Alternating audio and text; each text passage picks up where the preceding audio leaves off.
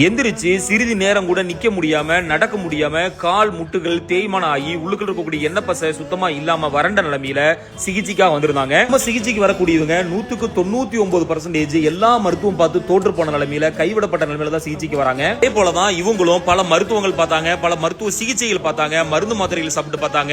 எல்லா மருந்துகளும் சாப்பிட்டு எந்த சிகிச்சையை எடுத்து தோல்வியுற்ற நிலைமையில தான் கடைசியா இறுதிபட்சமா வந்தாங்க. 25 நாளைக்கு முன்னால முதல் சிகிச்சை எடுத்தாங்க. முதல் சிகிச்சையிலேயே மிகப்பெரிய ஒரு மாற்றம். அந்த கடக்கு முடக்குங்கிற சவுண்ட் 100% சுத்தமா இல்ல. நேரம் கூட நிக்க முடியாம நடக்க முடியாம இருந்தவருக்கு இப்ப உட்கார்ந்துட்டு டக்குன்னு எந்திரிச்சு நடக்கக்கூடிய அளவுக்கு கால் நல்லா இலகுவான முறையில் ஆயிருச்சு.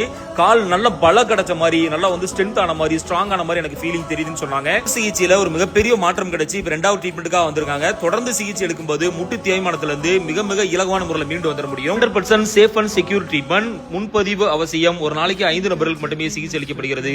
ஹிஜாமா நோய் சார்ந்த மருத்துவ சிகிச்சை மையம், மேலப்பாளையம், திருநெல்வேலி.